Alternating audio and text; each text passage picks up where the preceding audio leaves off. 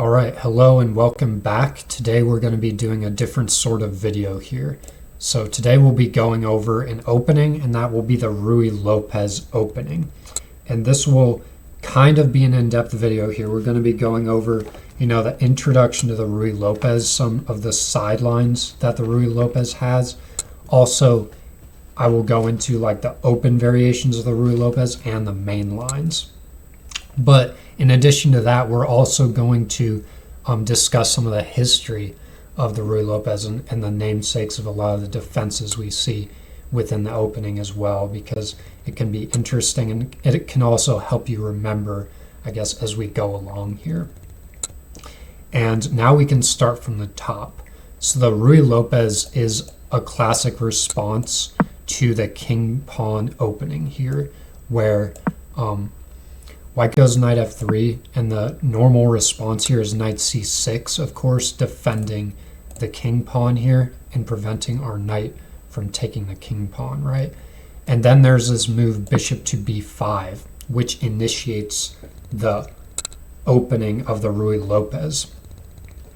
And the namesake of the entirety of this depth of theory is Ruy Lopez de Segura, who was actually a Spanish Catholic priest who spent a lot of his time in the 16th century analyzing this among other depths of theory that he would look at. And he wrote one of the first chess books. And it's still, this still is sound to this day. It can be a very potent opening against the king pawn. And the point of bishop to b5 is, of course, we may be pinning this knight to the king, let's say, if they move their d pawn, but also we have this threat maybe in certain variations of taking the knight and then taking the pawn. So we will go into some of the sidelines first of how black can respond to this here.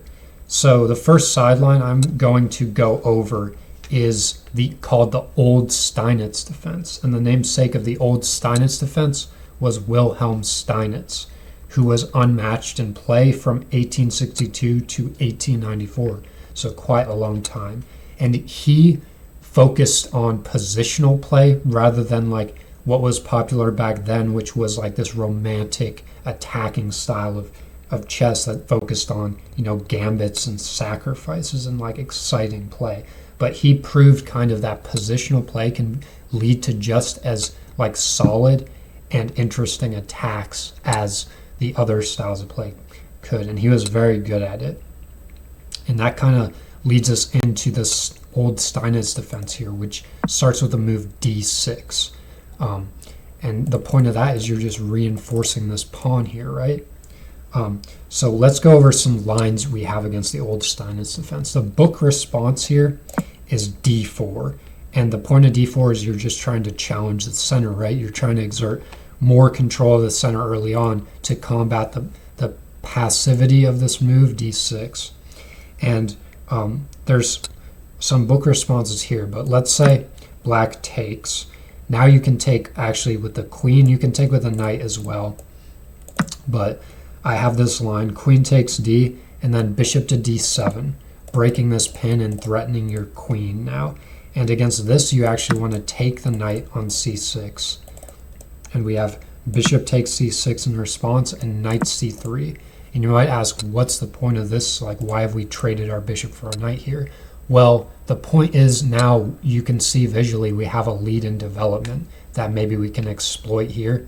And also opposite side castling before, let's say, black plays knight f6, the next book move, you could go bishop to g5, and after bishop to e7, look to castle queenside here, and have a pawn storm potentially, or play something like e5, a central pawn break here, in order to combat the king side here, black's king side.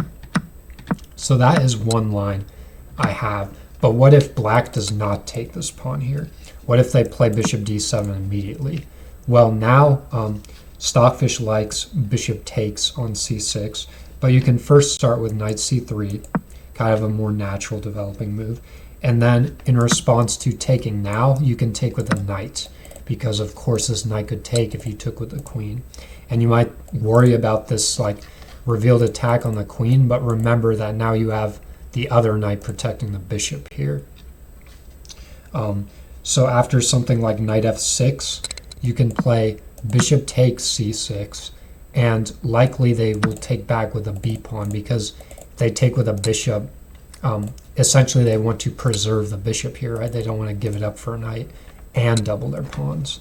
So they will take with a pawn, and then you can play something like queen d3 or queen f3, either one, bishop e7, and kind of a very similar plan, you can go bishop g5, and after castles, long castles here. So this can be kind of an exciting game, like opposite side castling, and you look to pawn storm on the king side here.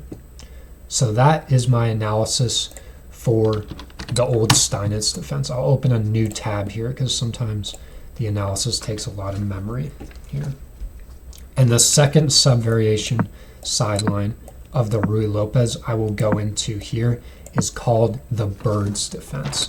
So we have the normal Ruy Lopez opening moves, and the bird's defense, its namesake was Master Edward Henry Bird, who was a British master and played and popularized this opening in 1855, and he played it for almost 40 years with pretty good success. And the bird's defense starts with knight d4.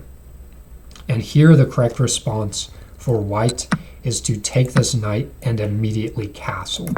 You might say, what's the point of this? Can't black play something like c6, kicking away your bishop? But we castle, and a lot of the times we see this book move bishop c5, activating this bishop. And now it's important to play bishop to c4 with white. And this move does look like pretty harmless. Like, what are we doing? We're just like getting the bishop back on a good diagonal here maybe. But no, if black plays something random here like c6, trying to like push d5, you actually have this nasty sacrifice on f7, forking the bishop here and winning material and essentially the game on the spot. So you can see that this Ruy Lopez opening can kind of be considered like boring or like positional to some players, but it actually can be quite poisonous if you know like some of these lines in the opening better than your opponent does, right? So the bird's defense actually continues for in this line, bishop to c4 and d6, protecting the bishop before this fork. They can play d6 among other moves. And then in this line, you can just play d3. They can respond c6, looking to exert more control of the center. And f4 initiates, an expansion on the king side here.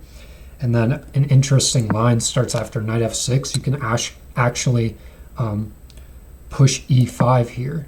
And then in response to like e takes, you have this brilliant bishop sacrifice on f7 again. And after king takes f7, you use this pawn to regain the material here and the pin on the knight. So that is an interesting line. I will also briefly cover this line that starts with c6 rather than bishop to c5. So we have c6 here, kicking your bishop, and of course we go back to c4 as in the other line. We have knight to f6 and then rook e1 here, defending your pawn. And then d6, looking to expand in the center here. And then I like to move d3 here, opening up a diagonal for your bishop here. And they will likely respond bishop e7 to try to castle, correct? And then we have knight d2, kind of going with a Ruy Lopez-like route on d2 and maybe f3 or f1 and g3. And you take this route to develop this queenside knight here. And then black will castle, and then you can play something like h3 before you put your knight on f3 because you want to avoid this bishop pin. And this line continues, but this is a solid line you can use against the bird's defense. All right, so now let's open up another tab and then cover another sideline here. So the next sideline I will cover is the classical variation, or classical defense it can also be called, against the Ruy Lopez. So that starts with, after bishop to b5, we have black developing their bishop to c5, also developing their counterpart here to your bishop.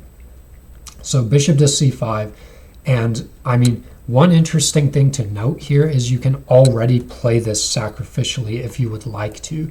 You can sacrifice on e5 and then play d4, forking these pieces here and regaining back the material, maybe with interest. And they would probably, they would play something like c6 counterattacking and ideally preserve the bishop, right?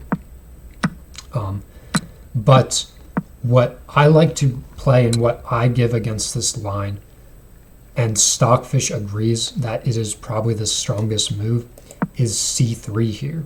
And this is called the central variation of the classical defense. And this can actually be quite poisonous, because let's say black plays something passive like d6, you're essentially already winning the game with d4. And after takes, let's say this bishop delivers this check on b4, you actually have the somewhat brilliant move king to f1, sidestepping this check. And you might ask, what's the point of king f1? Why didn't we block with the knight? Well, this bishop is now loose here, and you don't want to give the bishop an alibi to exchange itself off with knight to c3. And so now it basically doesn't even matter what black does. They're already losing material by force in this line, because let's say, okay, now they want to break this pin with their knight here. You have the move queen a4. And what is a threat of queen a4? Taking the knight, and after recapturing, they take the bishop. So, I mean, a6 doesn't work because you capture and then take the bishop, right? Something like knight g to e7, and now you have the move d5. So that doesn't work because it kicks the knight away. And now things get even worse after knight takes e5. So knight g e7 doesn't work, and black might try to, they can't move this bishop anywhere. See, all the squares are taken because it's trapped. And they might try, well, let's try defending this bishop. Now you have the move a3, just outright trapping this bishop here. And it doesn't matter what black is doing. They are losing material here already in this line. So if black knows what they're doing, they will not play d6 in response to the classical defense here. They will play something like knight f6 is a line that you can see in the central variation. And against knight f6, you can actually go with this pawn push d4, because if they actually, even though the knight is threatening to take on e4 here because you're hitting their bishop, right? It comes with tempo. So if takes here, and now you're saying like, oh, well, now what's the pressure on this bishop? You actually pressure the knight by pushing e5. And now there's kind of a fork in the road as to where the knight can go, but probably the most optimal move for black is to play knight e4. They can also play knight d5, but I give the line knight e4, and now you can castle. And this is really not advisable for them to take another pawn here because of the move queen d5, hitting all the pieces here and exerting like maximum tension on the center here. So black probably will not take, and instead play a move like d5 to support this knight here. So now you can take on d4, and black likely will castle, getting their king out of the center, and now you can hit the knight with f3. And after knight back to g5, you can play bishop e3 here, adding a supporter to this knight, and also maybe preparing like a queen d2 plan.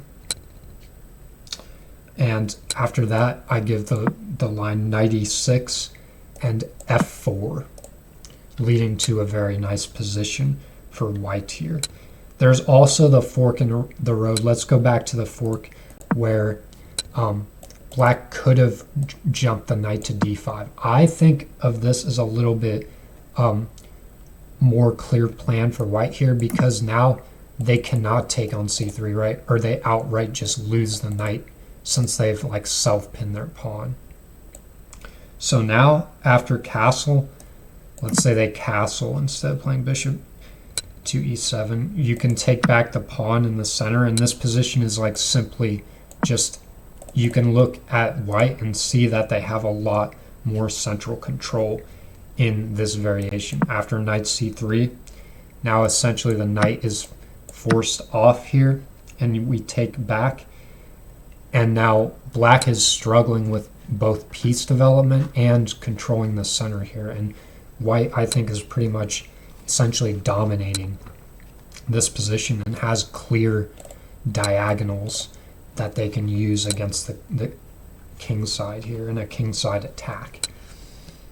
An interesting, also other alternative, I will say that you might see in the classical defense after c3 here is called the Cordel Gambit, and that initiates immediately after the move f5.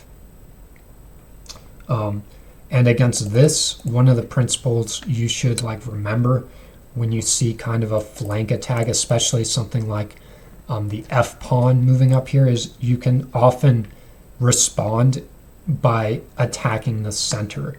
And what move can do that here? What move can attack the center, counterattack the center with like a tempo here? And that move is d4. And if you calculate against f takes e, now you can take on c6 actually, because now you can drop back and take on f3 if they take the knight with the bishop. So we have f takes e, bishop takes c6, d takes c, knight f actually, d takes c, and then or e takes f. Yeah, now you can just drop back with a bishop, takes f3, and then against e takes d, you can play the great move castling, and now your position is very comfortable. Black's king side is opened here. But let's say they play f takes e, bishop takes c6, and d takes c instead. So d takes c6, and now your knight on the f file can move to d2. They take the bishop, and then bishop will likely drop back to d6 here as the engine line.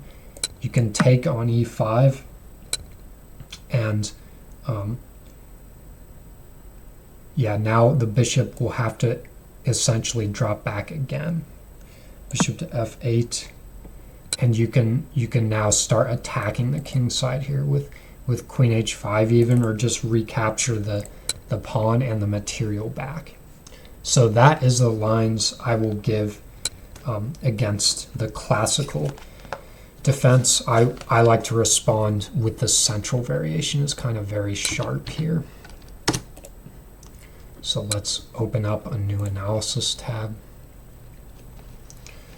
And the next variation I will give of the Ruy Lopez, the next sideline I should say, is called the Schliemann defense. It can be considered a gambit, but it's also known as the Jaenisch gambit, and its namesakes are Adolf Wilhelm Schliemann and Carl Jaenisch. Carl Jaenisch analyzed this line earlier than Schliemann, but Schliemann popularized it by the amount he played it later. And Schliemann was a German lawyer and an avid chess player here. So we have e4, e5, knight f3, knight c6, and bishop b5, again initiating the Ruy Lopez. And the Schliemann attack here after bishop to b5 is the move f5, the Jaenisch Gambit. It can be interchangeably called these names.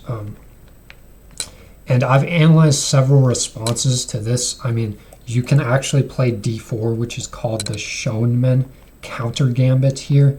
And that's kind of similar to how you would respond to this Cordel Gambit in the classical line, right? But I think kind of a more practical line. You can also play d3 here, solidifying your central pawn here. I give the move knight c3. I think this is kind of the most practical response and easy to understand here. And in response to f takes e, now you can just take on e4, right? If knight f6, now you can take on f6, and in response to queen takes f6, you just castle. And now black's king is a lot more stuck in the center than white's here. And after like your pieces get developed here, black will probably have some problems trying to have as much king safety as white does here. So that is one line I give. There is also a line after knight c3, f takes e here.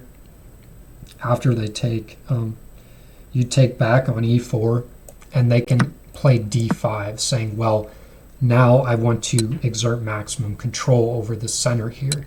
But you actually have the brilliant kind of move, knight takes e5 here, sacrificing this knight. But the idea is that a double take here comes with this check and fork on the rook, right? If you calculate deeper. So the best move is actually for black to play d takes e here to take the knight.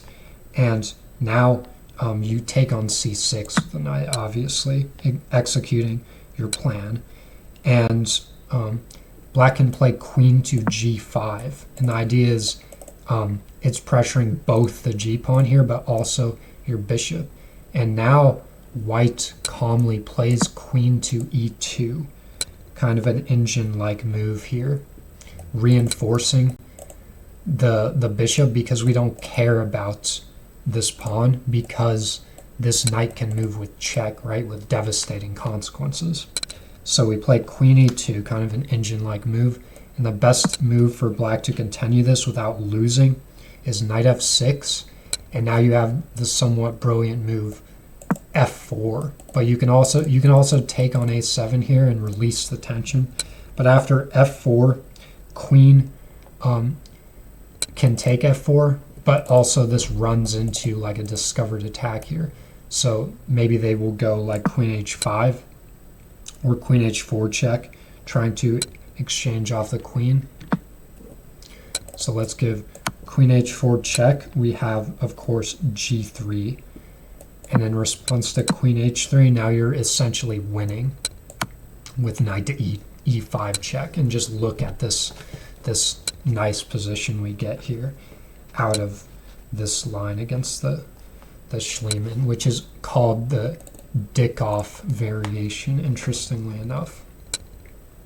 So that is my analysis on the Schliemann variation here. So let's open a new tab here again, and a new analysis tab. And let's go over the Cozio response next. And the namesake of the Cozio defense against the Ruy Lopez, which starts with e4, e5, knight f3, knight c6, bishop b5. And the Cozio starts with knight ge7. Its namesake is Carlo Cozio, who was an 18th century Italian chess master who played this opening a lot.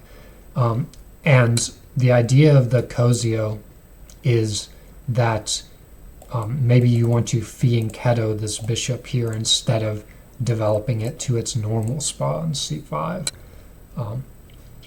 So we have this knight ge7, and against this, I like the move just castling here. In response to g6, kind of very practical. Now you can execute your c3 plan here. So c3, bishop g7, and you go with d4 here, since the bishop is now having to spend extra tempo to be developed here after fianchettoing. So c3, d4, e takes, c takes, and now d5, trying to counter-strike the center here, and notice how the knight on e7 supports this. So this can be a theme in the Cozio defense here, is that a d5 push is supported as well by the knight. So here you can take, and after knight takes d5, you can simply play rook e1 check, whereupon black will have to guard with the bishop here. And now you can just play bishop to g5, hitting the queen. And after something like queen d6, you can simply now develop your last piece, your last knight here, either to c3 or to d2 very comfortably. And you have a very comfortable and practical position you can use to play against black here. Black will likely castle here after, let's say, knight c3, castle, and now the game is pretty balanced, but white has like a comfortable advantage with where his pieces are developed to. You have something like knight to e4 now, hitting the queen, queen b4, and now bishop can exchange itself and double the pawns. So this is a very nice position, I would say, for white here. So that is the line I will give against the Cozio defense. I will not go too in depth on all of these sidelines here, but I want to at least show them so you can see like common plans here within the Ruy Lopez and get an idea of how to respond to a lot of different situations within the Ruy Lopez. So let's open up a new tab here, new analysis board.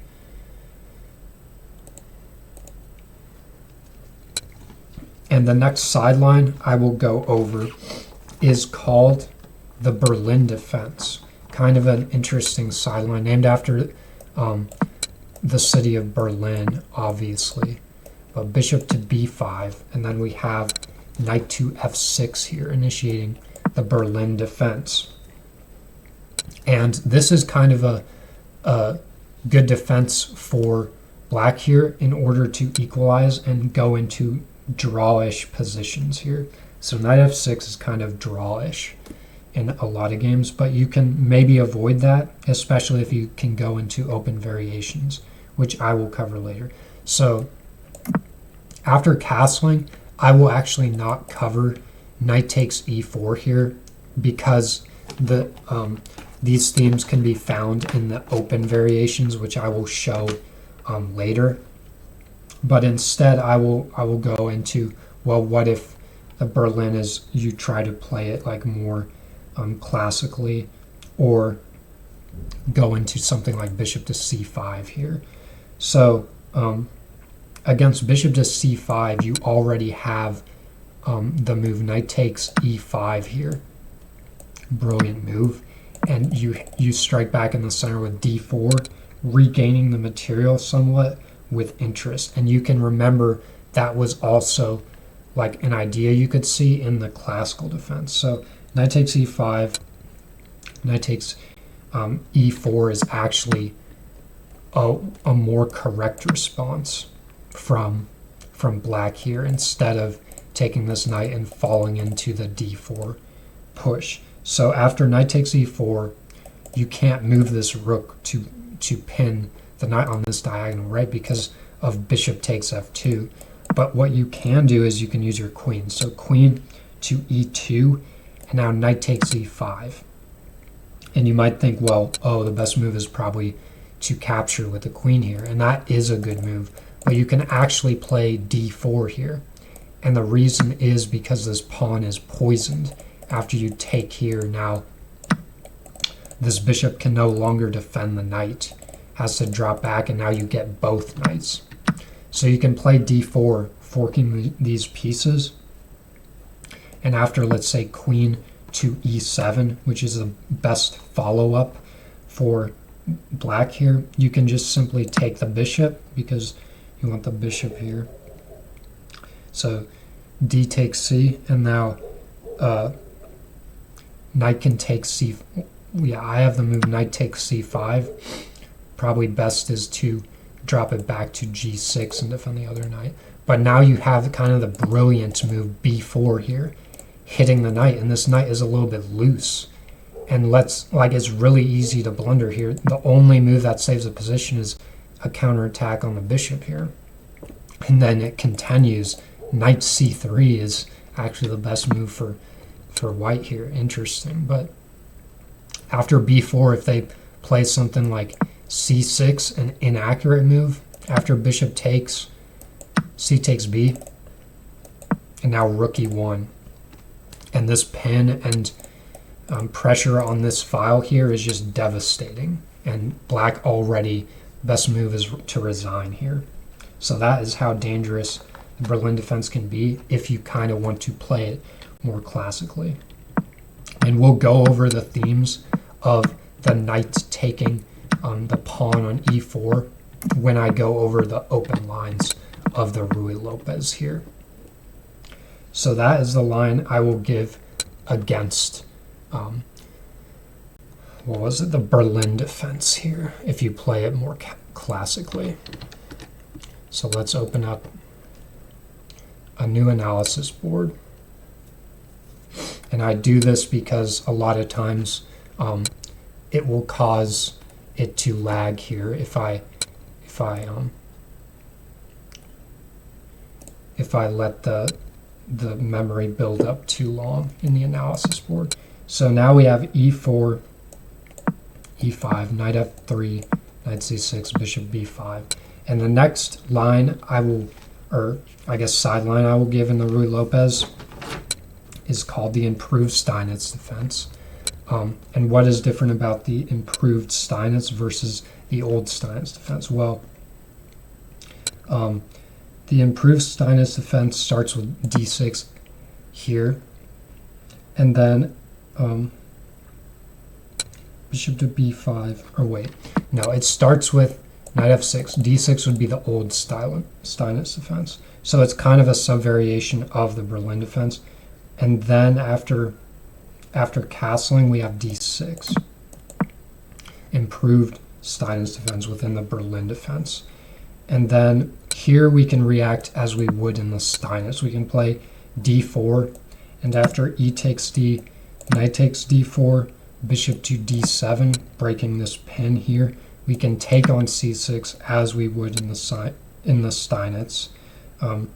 They will double their pawns here because they want to keep the bishop, and then we can play queen f3.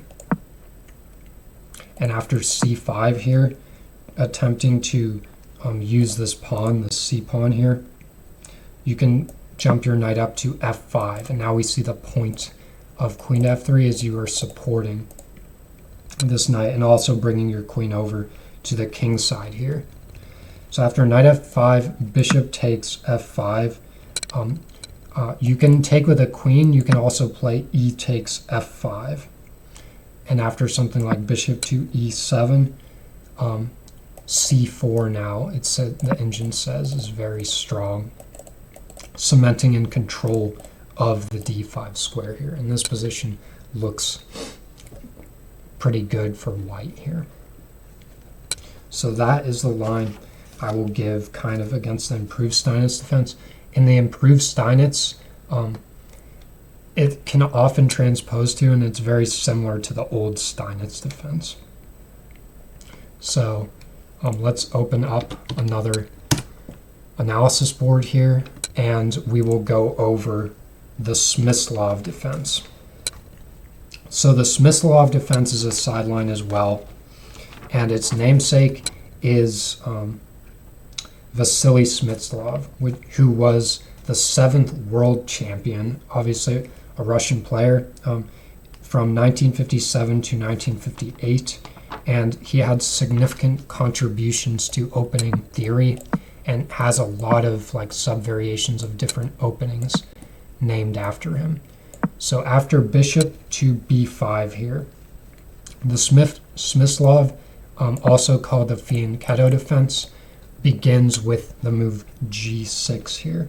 And against this, you can kind of like in the Cozio defense where they Fianchetto as well, you can start executing this c3, d4 plan. So, for example, c3, d6, d4. After bishop to d7, removing the pin on the knight, you simply castle. Bishop to g7, Fianchettoing this bishop, and you can take here on e5, and after d takes e, bishop to e3. Knight f6, developing the rest of the pieces here, and knight b to d2. You see this queenside knight again being developed to d2 because we have made the move c3. And now castle.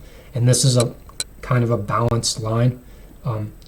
White can make other Ruy Lopez moves like a4 here, trying to expand on the queen side, or they can rearrange their pieces like rook e1, knight f1, and knight g3, trying to put more pressure here with pieces on the king side. So this is a comfortable variation of the Smyslov for white here. You can see a small but subtle, very consistent advantage across all these openings here, these sidelines. So now I will go over some more miscellaneous and less common sidelines you will see. So let's open up again a new analysis board here. Train analysis. And first I will go over what is called some deferred openings. So we have e4, e5. Well, let's start with this first. So e4, e5, knight c6, bishop b5. We have this, which is the Brentano Gambit. You will probably very rarely see it. And d4 essentially just wins here. After knight takes d4, knight takes d4, e takes d, and then queen takes d4. Now black is essentially just busted here. Something like queen f6, trying to exchange queens before things go to all hell here. For black, we play e5, refusing the exchange. And after something like, let's say like queen moves over to g6 here, simply like castling or knight c3, and black is essentially like busted here. So kind of a rare variation you might see. But now I will go over a branch of openings called deferred openings here.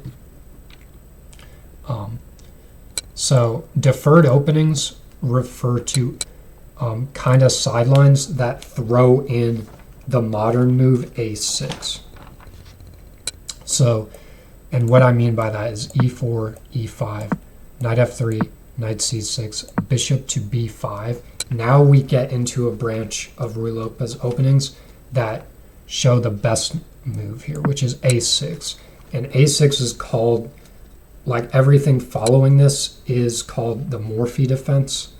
All the like sub-variations of the Morphy defense, which there is a lot. But a6 was first popularized by Paul Morphy himself, who was at the time considered the world's greatest chess master, and some people to this day still believe he is the greatest of all time at chess, simply because of how dominant he was over other players. He was far ahead of his time and famous for quitting chess because he couldn't find anyone that was nearly as good as him. He had this romantic attacking style that just like showed his brilliance about like about stunning sacrifices and things of that nature that led to just like unstoppable attacks. His games are very interesting and still are studied by masters to this day. So a6, and engines now confirm that Paul Morphy was right. This is the strongest continuation to defend against the Ruy Lopez. But now we'll go into some deferred variations here. We have what's called the deferred Alapin defense after Alapin, and some other openings are named after Alapin. But against this, it's a little bit misplaced on b4 because you can play c3 after bishop to a5. Just simply castle, knight g to e7, and you can continue with this d4 plan. E takes d, c takes d, d5, trying to prevent you from gaining complete control of the center, and now just simply take. And here we see actually queen takes is the correct move. And bishop to b3, getting on this diagonal and hitting the queen, and queen h5 and d5. And this knight has to drop back to somewhere goofy, and you can see this is a really awkward line for black here to try to defend against. I mean, it's already pretty devastating here what black is getting into, and you have like complete and utter control of the center here. We have what is called the deferred bird defense. So what was the bird defense? It was knight to d4, correct? So the deferred bird is just a6, bishop to a4, and knight to d4 here. The deferred bird, I have to keep saying that, huh? But the correct response is simply knight takes d4, e takes d, and I think I found this line by analyzing with Stockfish, actually not using the book. But now you can simply castle as you would in the bird, bishop to c5, and now we can't place our bishop on c4, so instead we play d3 here. I mean, you could go back bishop to b3, but d3 is good, opening up a diagonal. c6, trying to push b5, knight d2, knight e7, and bishop to b3 here. And now White's plan is very clear and pretty comfortable. They just want to develop their pieces over to the king side here and exert their control over the center, as in the bird's defense here. So very similar. Let's open up a new analysis board here and go over what is called the deferred Schliemann, which is the Schliemann attack with the move a6 thrown in, right? That's what all of these quote-unquote deferred openings are. So bishop to b5, a6, bishop to a4, and f5 is the Schliemann deferred here. So against the deferred Schliemann, if you remember the other one, I liked the line knight c3, but now d4 is actually a lot more potent here. And that is for pretty concrete reasons here. After e takes d, I should play the moves that I am saying, right? After e takes d, you have e5 here, now exerting like maximum control here, space advantage. And after bishop to c5, reinforcing this pawn, we have white simply castling, knight g to e7, bishop drops back to b3, preventing black from castling here. So bishop to b3, and then black will respond d5, trying to cut this diagonal off, right? And you can take en passant. On peasant, black will capture the queen. Rook can come to e1, stacking your rook on the e file. I give the move h6 here, or bishop to d7 is fine, I guess, as well. And now you can simply develop your knight to d2, and you have threats of your knights getting, these knights getting in the position, and it looks pretty uncomfortable for black here in this variation of the Schliemann. So in the last variation of this, I will give, well, let's go over it. I minimized let's open up a new analysis board and go over the Caro variation. So the Caro variation, of course, is another branch off after a6. e4, e5, knight f3, knight c6, bishop b5, a6, bishop a4. And it starts with b5. So this early b5 push. And the point of an early b5 sometimes is to bring the knight to a5. Also, this is a sub-variation of the Caro, I guess the Norwegian. But this can often be the point of an early b5 here. And against this, you can't defend your bishop from being taken by the knight, but you can convert your advantage in another way here. So what you do is you castle, you complete your kingside development here by castling. And then if black is like really skilled, they won't even take because they can realize, oh, I can take this bishop anytime I want here. So they can actually play something like d6, solidifying their center here because the knight no longer guards e4. And then you can play d4. And after e takes d, knight takes d4, of course. Bishop to b7, hitting this pawn here. And now you have the tempo move bishop to d2,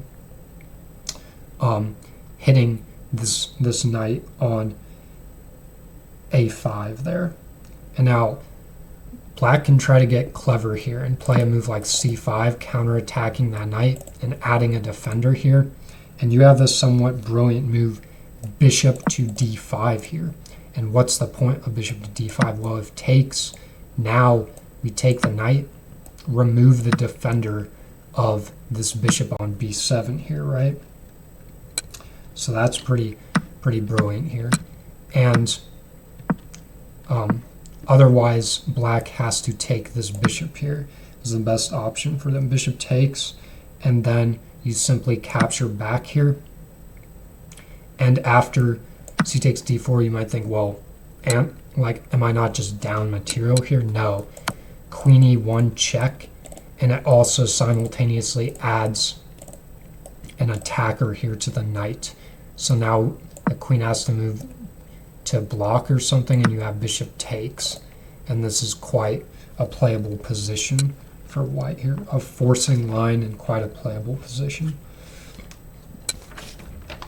And the final sideline I will give before moving to an open variation here is called the modern Steinitz. And it's something you actually have to be a little bit careful of here because black can trap you if you react to it like you do the old Steinitz defense.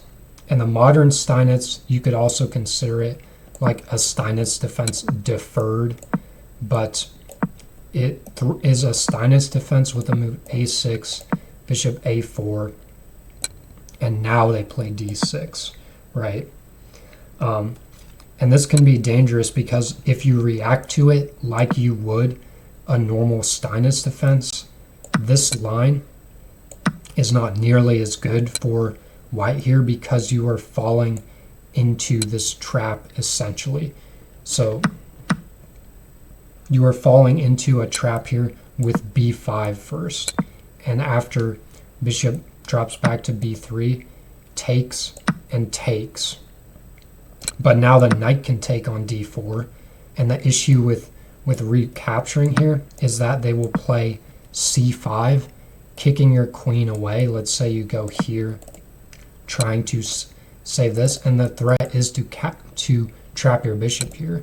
So you move your queen here, desperately attacking the rook, but now bishop to e6 with tempo, hitting the queen and also adding a defender to the rook. If you move your queen to c6 to give this check, the bishop drops back to d7 here, and you're essentially losing and you can resign now. So it's important not to react to the modern Steinitz the same as you would the old Steinitz defense. Instead here, when they play d6, you can simply castle.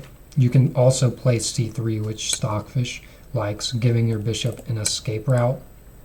when also going for this d4 idea.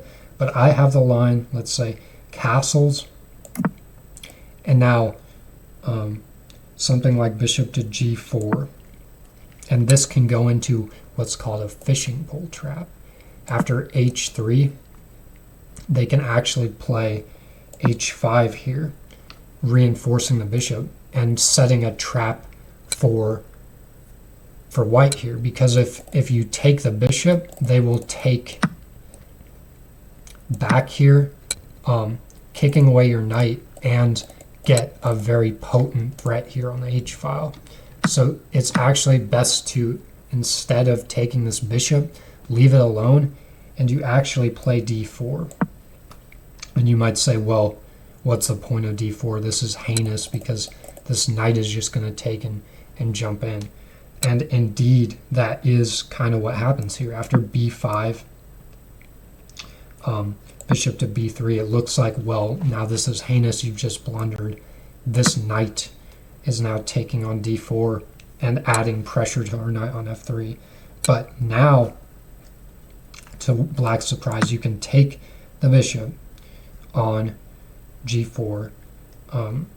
They will take back, and now you have an alibi for this knight to get, sorry, this is actually a severe blunder.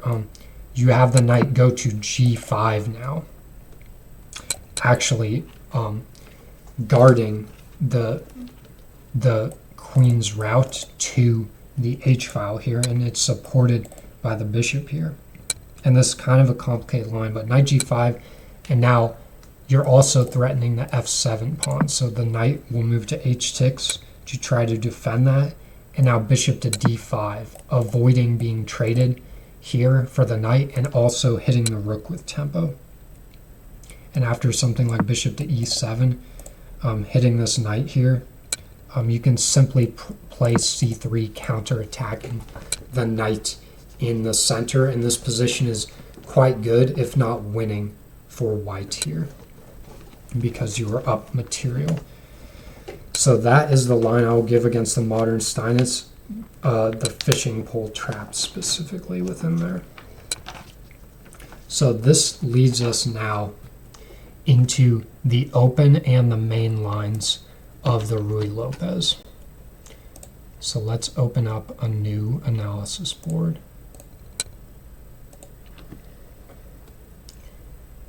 And analyze the open lines of the Ruy Lopez. So these are very interesting, and I have a lot of fun playing the open lines of the Ruy Lopez because there's a lot of potent attacking ideas if the position opens up, and that is after bishop to b5, a6, bishop to a4, knight f6. We're following kind of the main line here for now. We castle, and then the open lines initiate after black takes this pawn on e4. And what I like to play, and what Stockfish also says is the most potent idea here, is not the move rook e1. It's actually the move d4, which is what I would play also in the Berlin if the knight took on e4. And you might say, well, what's the point of this? Like, we're just sacrificing another pawn here. After it takes, well, now rook e1 comes with much better effect here, right? Because now they have to defend this knight here somehow. It's pinned to the king. Let's say f5. F5, you have already knight takes d4, and you're threatening to play f3 and win the knight here. So queen h4, now you can simply play something like bishop to e3, reinforcing the f2 pawn, or you can just simply play g6, kicking the queen away. So this line is actually strong for black, or I guess the strongest, but normally you will see them, and the book move says to play d5, reinforcing the knight this way. And after this enters into a pretty brilliant line for white here. So it first starts with taking on d4. and you're threatening to double capture this knight. Black will most likely play bishop to d6 here. And the point of that is to sacrifice on h2 and bring the queen over here to like checkmate you over here with the knight. And you aren't scared of this. You take on c6. And yeah, black is going to execute their plan. They're going to sacrifice, and your king actually moves to h1 rather than taking the bishop. And the point of that is you don't want queen to h4 to come with tempo. This is critical here, because now, since you have the tempo, you can sacrifice your rook and move your queen to d8 with check. After this, queen takes is forced. You take back with check here, revealed from the bishop. King takes d8, and you take back on h2. And if you count material in this line, you can see black is +1 up in the corner there. But if you count the amount of pieces, white has 1, 2, 3, 4 pieces, and black has 1, 2, 3 pieces only. So white has pretty much at this point a winning advantage actually over black if they can use their pieces, if they can develop their other pieces and use them to attack and pick off pawns. And I've won a lot of games using this brilliant line. Stockfish, fun fact, Stockfish gives 2 brilliant moves just from playing this opening line here. So I will now go into the main line that black has to defend against the open variation after d4. And it's kind of tricky to find unless black knows their theory here. So after d4, we actually have b5 here. And after bishop to, or sorry, not this early, d4, we have b5 first. And then bishop to b3, the bishop drops back, of course, as we see in pretty much all the Ruy Lopez responses to b5. And now we push d5, or sorry, black pushes d5. And now we can take on e5, d takes e. Bishop moves to e6 here, reinforcing the d5 pawn. Bishop moves to e3. And bishop to e7, forming this double stack of bishops here in front of the king. c3 now, looking to develop your knight to b2, or to d2, I mean, and black most likely will castle. So now you can develop your knight here to d2, knight b to d2. The bishop likely, the best move is to move to g4 here, and after knight takes e4, d takes e4, it looks like your knight is pinned here and you're losing your knight, but you have this tactical shot, queen to d5, hitting this knight here. And after the queen takes and the bishop recaptures here, if the pawn takes your knight, you can take this knight here, hit the rook and the pawn at the same time, right? And this is looking quite good for white here. So that is the lines I will give to the open variations of the Ruy Lopez. And I hope that didn't lag a lot in the video because of all the analysis I was doing on the board there. But we will see after. So now I will delve a little bit into finally the main lines of the Ruy Lopez, which of course happen if black does not take the pawn on e4. So e4, e5, knight f3, knight c6, bishop b5, a6, bishop to a4, and we have, of course, knight f6, castles, bishop to e7 here, and the purpose of bishop to e7 is they want to renew the threat on taking the pawn here, because now rook e1 comes with less effect of pinning the knight to this pawn and the king, because there's an extra piece there on the board on the e file. So after bishop to e7, we play rook to e1, defending the pawn here and eliminating the possibility that they will take the pawn. And this whole line goes into a tree of openings that is the main line of the Ruy Lopez. So I will start by probably introducing the white player to the abomination that is the Marshall attack from the black side, and why you will probably want to avoid the Marshall attack.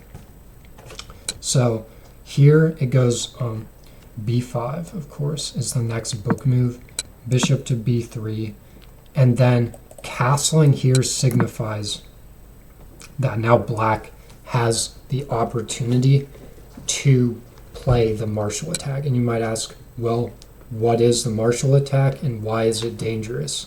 I'm glad you asked, because now I'm going to show you. And if you're like experienced or familiar with the Marshall attack and you're a Ruy Lopez player, you should know that like Ruy Lopez players basically like look at this attack and they should be like shitting their pants here. And why is that? Because after the Ruy Lopez idea here, if you play c3, which is a book move of the Ruy Lopez, it's the next opening move, because you want to play d4, black can beat you to the punch here with d5. And you might think, well, yeah, I've calculated 2 moves in. This is just a pawn sacrifice here because of takes, takes, takes, takes, takes. And now we're threatening this knight, right? And we're up +1. So what's the big deal? Well, I'll show you what the big deal is. Black plays c6 first, defending the knight. So now you have no threat on the knight. Well, let's play d4 here, which is the top stockfish move, exerting more space control in our center. Now bishop to d6 hits the board, pressuring your king side and kicking your rook with tempo. So what big deal? We move our rook back to e1. Now look at all of white's pieces. Even though we're up a pawn, all of your pieces are on the back rank here. And after black plays queen to h4, there is a checkmate threat on the king side here. And if you don't find g3, you just play something like h3, like, oh, I move the pawn. Where's your threat now? Bishop takes h3 and resignation follows very shortly, because after something like you accept this bishop sacrifice, now you're just simply getting mated, and there's like, you can just stop resisting at this point because you're just like gonna get clapped here. So yeah, so it's very hard to defend against this attack, and practical players even struggle with defending this attack. You have to find g3, and even now white has more attacking chances. After queen h3, they're threatening to get their bishop in here and straight up mate you on the light squares here. So you have to be very precise and find the right moves to defend here, and know like 20 to 25 moves of theory in order to even defend correctly or maintain a stable advantage without getting mated here. So let's say you play something random like, oh, like I'm going to develop my bishop here, and bishop to g4 hits the board, and you're like, big deal, I'm creating a battery here. Now it's unstoppable mate here on the g2 square. And even if you somehow thwart black from mating you here, they still have more active pieces than you and ways to regain back the pawn, is how devastating Frank Marshall was with his attack here, which somehow Capablanca was able to thwart it in the game against him, but it's just incredibly hard to defend against here. So with that introduction again to the martial attack, I will show you how to avoid it practically here. So if you remember, let's open up a new analysis board. If you remember that after castling, black has the opportunity to play the martial attack here in the Ruy Lopez, you will now, instead of going into the martial attack face first, you should play an anti-martial here, and I'll go into what that is. So after knight f6, again we castle because we have rook e1 after they take the pawn. So now bishop e7, rook e1, b5, bishop b3. And now we see black castle. They have the possibility of going into the martial attack, correct? We play, instead of the Ruy Lopez idea, move c3, we also go with an alternate idea of a4. And now d5 comes with much less effect because we can simply take here. And this pawn is pinned because we can take the rook on a8, right?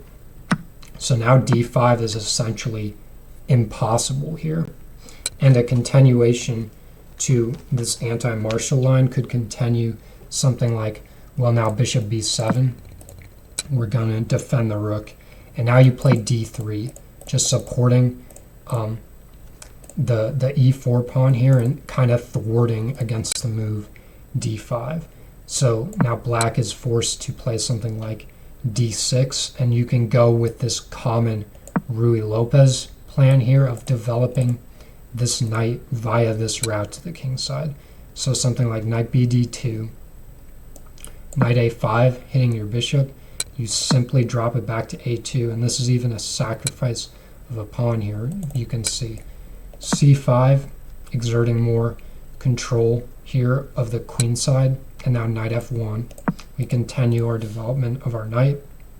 B takes a4, finally taking this pawn you sacrifice, and knight to e3 is quite good here. And after bishop to c6, top engine move, you have something like bishop to d2, hitting the or pressuring the knight. And now this position is quite more playable than the other line where you actually go into the martial attack, because now your pieces are more active here, at least on the king side. You have this open diagonal. Your knights are controlling key squares here, both in the center and on the king side, and you could even start like a kingside pawn storm potentially if you wanted to. You can also, it's very flexible too, you could also try fighting back on the queen side here and gaining material on the queen side. So this allows a more flexible approach to the martial. It's called the anti-martial. That doesn't allow black to like back you into a corner here. You never want to be backed into a corner in the Ruy Lopez. So I would go with an anti-martial line. And now I will finally cover, I guess, what is called the main line here of the Ruy Lopez. So, I mean, there's actually a couple different variations within the main line, but I'll go over probably the main one, which is called the Flohr-Zaitsev system, and its namesake is Igor Zaitsev, who was actually a trainer for Anatoly Karpov, who was a Russian world champion. He also was a Russian grandmaster as well, Igor Zaitsev, and he advocated for this very potent system against the Ruy Lopez here. So let's go into what the Flohr-Zaitsev system is. So e4, e5, knight f3, knight c6, bishop to b5, a6, bishop to a4, knight f6, castles, bishop to e7, rook e1, b5, bishop to b3, and now instead of castling, where you have to play an anti-martial line, they go with the move d6, kind of the modern main opening move we continue with here, and it opens up this diagonal for the bishop here. And here you can play h3 first, but actually it is better to play c3 and go for this system of pressuring the center here after d4. And now black will castle and get their king to safety most likely. Bishop to g4 is a separate system, but you can also play h3 to that. So after castling, now you can play h3 because you do not want this bishop to arrive at g4 and pin your knight. Now the bishop chooses to be developed onto b7, so it can be on a more useful diagonal here since you put your pawn on h3 here. And this is called the Flohr-Zaitsev system here, where the bishop goes to b7. And now you can continue with your plan, the Ruy Lopez plan. d4 here, putting two pawns in the center. We have rook e8, knight bd2, activating your knight and swinging it around to the king side. Bishop f8, adding a defender to the pawn here. a3, kind of a obscure like move, but it's adding a defender here to the b4 square, and it's also maybe supporting a push later on, depending on what happens with this pawn structure. So a3, h6, bishop to c2, dropping the bishop back to maybe a more useful diagonal here and supporting this pawn before the knight moves. Bishop c2, knight back to b8 here. And some of these moves might look obscure, but I'm just going to follow theoretical line here. b4, knight back to d7, bishop to b2, developing a dark squared bishop here. c5, trying to exert more pressure on the queen side here. And now d5. It's kind of a bot move, closing the position here, closing the center. And after something like queen c7, you have knight b3. And against knight b6, your knight jumps into a5. And the bishop is forced to move back to c8 because he doesn't want to exchange his bishop off here. So that is a line I will give against the Flohr-Zaitsev systems. And one of the common themes you can see here across all of the main lines is kind of this system of knight development here. You can move your knight to d2, f3, g3. You can also fight back on the queen side here, especially if black starts pushing their pawns, and you can close the center with d5, trying to exert a space advantage here. So this is a line where instead of attacking on the king side, you're trying to play it more positionally and exert like space control over here on the queen side. So that will be probably the conclusion of my video on the Ruy Lopez here. I hope you enjoyed it. I hope you enjoyed seeing the moves. Some of the theory of the Ruy Lopez is a very potent opening, and it can be hard to defend against a strong king side attack that develops there. But those are theoretical opening moves there. I hope you enjoyed also learning some of the history, and I hope in general you learned something and enjoyed the video. So that will be the conclusion, and I will see you in the next one.